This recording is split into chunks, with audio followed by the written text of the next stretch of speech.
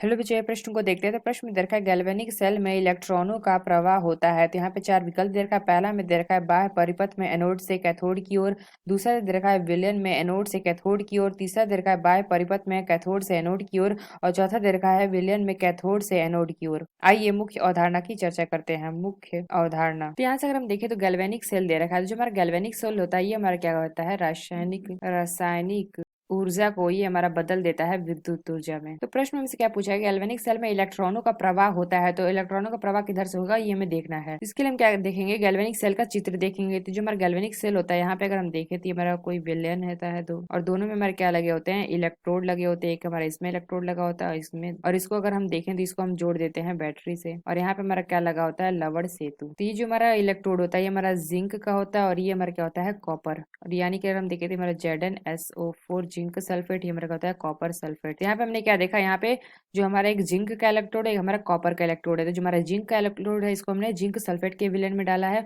और यहाँ से अगर हम देखें तो CuSO4 के विलेन में हमारा कॉपर डाला हुआ है। और इसको हमें लवण सेतु की सहायता से जोड़ दिया गया। ये हमारा क्या है, लवण सेतु। तो यहाँ पे जो हमारा Zn है हमारे दो इलेक्ट्रॉन को त्यागेगा। यानी कि अगर हम Zn देखें तो ये दो इलेक्ट्रॉन को त्याग करके हमारा क्या दे देगा, Zn2 प्लस प्लस हमारा दो इलेक्ट्रॉन। तो जो हमारा जिंक होता है इसमें हमारा ऋणावेश होता है, और जो हमारा कॉपर होता है इसमें हमारा पॉजिटिव चार्ज होता है। तो जो हमारे ऋणावेश होते हैं हमारी गति करते हैं कॉपर के इलेक्ट्रोड की ओर। तो यहाँ से अगर हम देखें जो हमारा कॉपर होता है यानी कि Cu2 प्लस, ये हमारा क्या बना लेगा, प्लस दो इलेक्ट्रॉन, और ये हमारा बना लेगा Cu। यहाँ से अगर हम देखें तो जो हमारा ये हमारा क्या होता है, एनोड होता है, और ये हमारा क्या होता है, कैथोड। तो जो हमारा एनोड होता है इसमें हमारे ऑक्सीकरण की क्रिया होती है। जो हमारा कैथोड होता है इसमें हमारा क्या होता है, अपचन की क्रिया होती है। तो यहाँ से अगर हम देखें जो हमारा जिंक होता है इसका हमारा भार क्या होता है, धीरे धीरे कम होता जाता है। और ये जो हमारा कॉपर है ये हमारा क्या होता है, इसका भार धीरे धीरे हमारा क्या होता है, बढ़ता जाता है। तो यहाँ से हम देख रहे हैं कि जो हमारा इलेक्ट्रॉन है ये हमारा क्या हो रहा है, एनोड से कैथोड की ओर जा रहा है, यानी कि मूव कर रहा है। और यहाँ पे हमारा क्या हो रहा है, एनोड पे हमारी ऑक्सीकरण हो रही है, और कैथोड पे हमारा क्या होता है, अपचयन। यहाँ पे हमने क्या देखा, इलेक्ट्रॉन हमारे क्या जा रहे हैं, Zn से Cu की तरफ जा रहे हैं। बाह्य परिपथ से जाने के हम देखें तो जो हमारा इलेक्ट्रॉन का प्रवाह होता है ये हमारा क्या होता है, एनोड से कैथोड की ओर होता है। यानी हम कह सकते हैं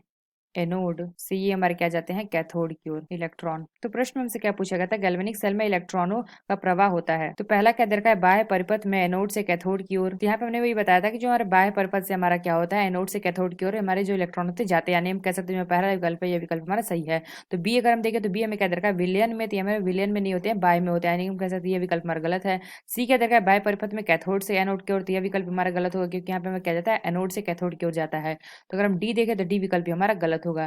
तो हम कह सकते हैं हमारा पहला विकल्प है यह विकल्प हमारा सही होगा। तो आशा करते हैं आपको समझ में आया होगा। धन्यवाद।